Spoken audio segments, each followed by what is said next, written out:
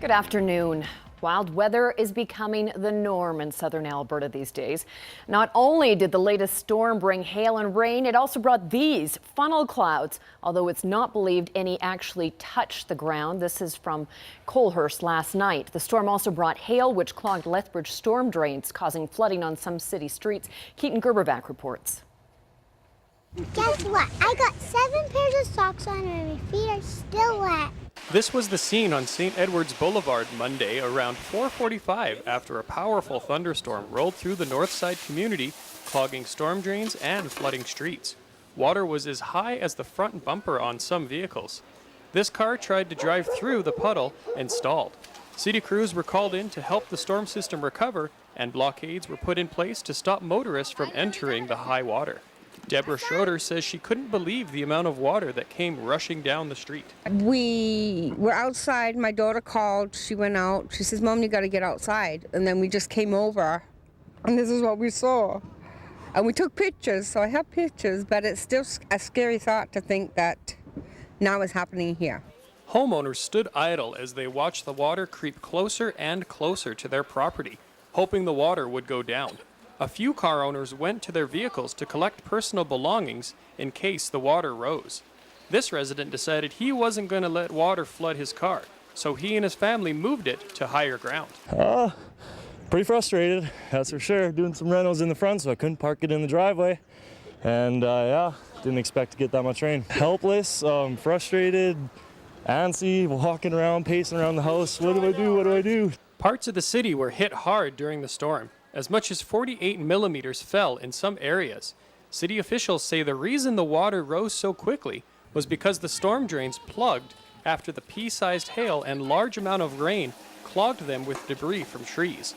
They say with the amount of rain that fell in such a short time, the system just couldn't handle the volume of water. In the case of the tremendous amount of water we had yesterday in a short period of time, it really surcharged the storm sewer mains, and I don't think there was anything that could have really been done to prevent it.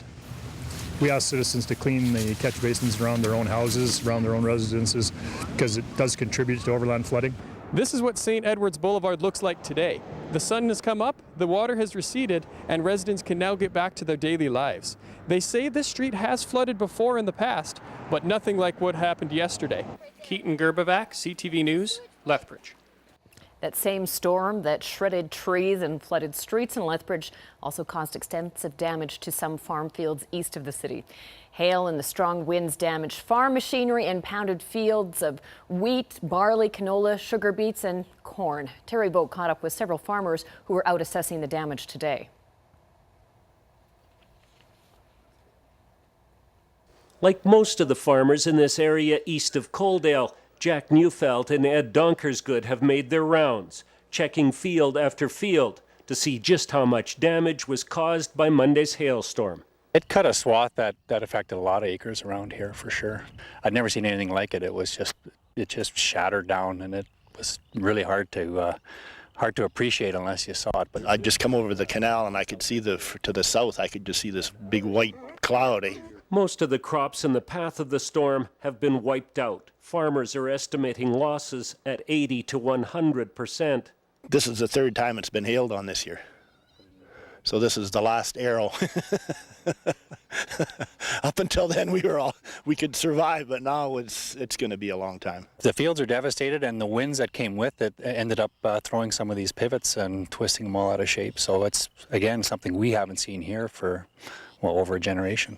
Farmers who live in this area are still trying to comprehend the force it took to create this kind of damage, a force that would overturn pivots and level crops of grain, sugar beets, corn, and canola.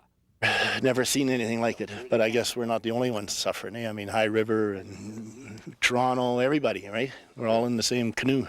Insurance adjusters have already been in the fields to have a look at the damage, but they say it could be days or even a week or longer before they'll know the full extent of losses or whether some of the crops will be able to recover.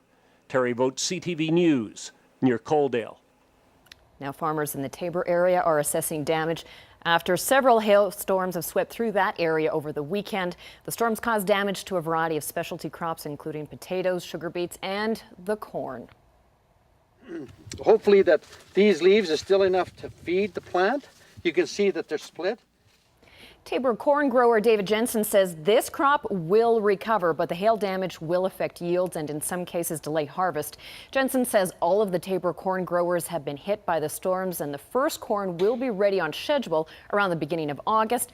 But there may be periods where corn isn't available for a few days. I think a lot of it's going to come back, but what it's done is just push the start date a little later than normal. We will probably start the 1st of August on one piece, and then there's going to be a lull because the second crop that comes in, because we see it in stages, is one of the ones that got hit.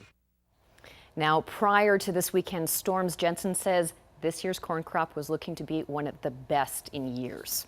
Well, Dory's up next with the weather, but despite how hot it's expected to get over the next few days, the province is recommending you stay out of local rivers. With all of the flooding across southern Alberta over the last few weeks, there are concerns of high levels of E. coli coming from the Calgary area. Environment and Sustainable Resource Development officers are currently testing local rivers and reservoirs. The speed of the river, that's still a concern as well, along with debris and other contaminants.